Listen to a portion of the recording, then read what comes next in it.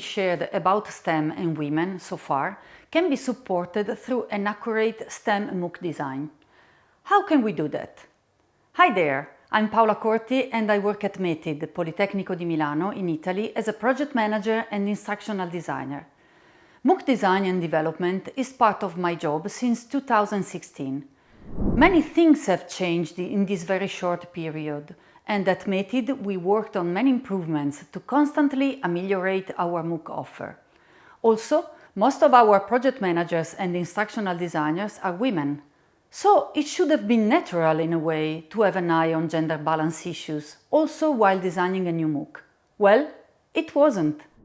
Thanks to the FOST1 project, we had a chance to become more aware of our missing points, and we are looking forward to tools that can help us keep track of gender balance along the way. When a new MOOC project starts, we, as instructional designers, start sticking in the middle of all the design processes that are activated, working behind the scenes. We support the content experts in drafting the intended learning outcomes of the learning path, provide guidance to build the index, give suggestions and hints to choose the most effective methodologies, and to facilitate the learning process at best. Then we coordinate the dialogue with the visual designers so that the videos and the graphics of the MOOC can reflect the main messages that have to be delivered. Our goal is to make the MOOC as effective and pleasant as possible through this teamwork, according to all the elements and variables considered. We are at the very beginning of a new creative process, and it is the best moment in which we should take advantage of the tools that might help us keep track of all the important elements requiring specific attention. Checklists are very useful to do that.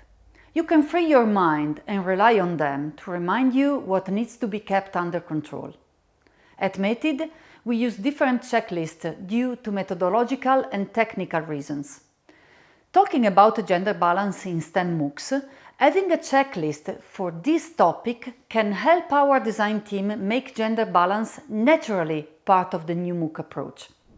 What happens when the MOOC design starts then?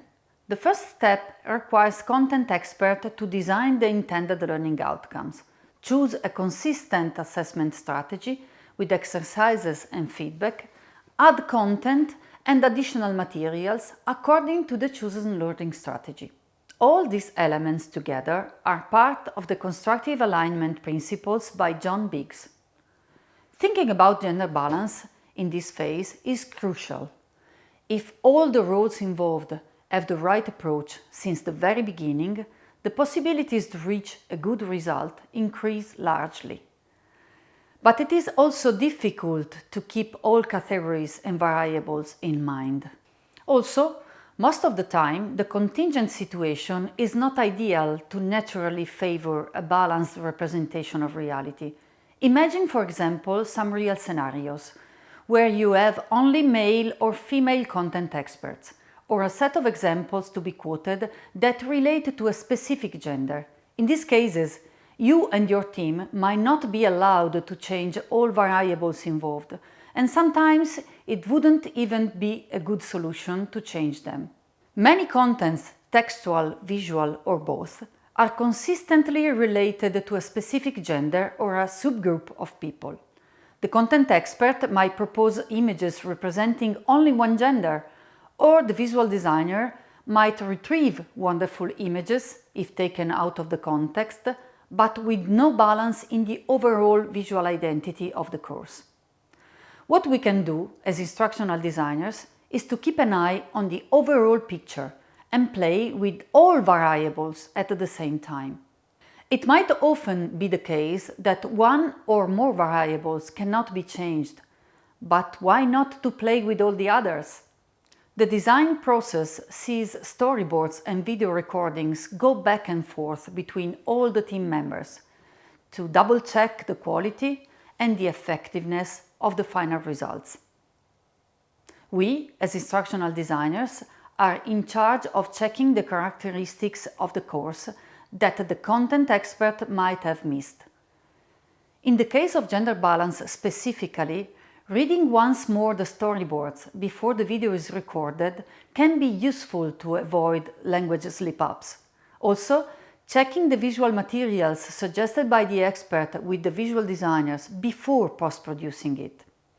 This method can help the team identify critical issues in advance and take care of them properly.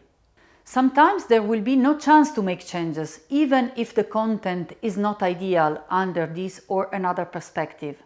But there are plenty of storyboards in a MOOC project and plenty of chances to work on purpose with the overall picture under control. The bird's eye view is always helpful to find the good enough level in the end. It is not an easy task to check if a MOOC is properly designed, given how many variables are to be considered. It's also a tricky role to keep the pace and the timing of the process, but it is helpful.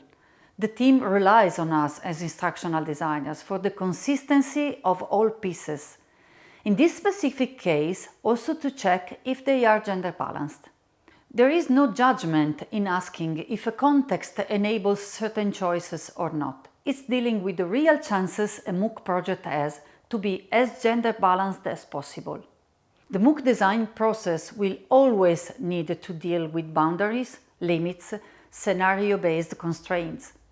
They will often affect the chances to implement the best solution possible. It's nothing new when moving from theory to practice.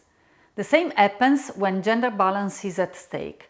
But being intentionally attentive to this perspective, asking ourselves questions will help with keeping gender balance in the picture at our best. All the participants will benefit from it, as citizens and as students. Why not give it a try?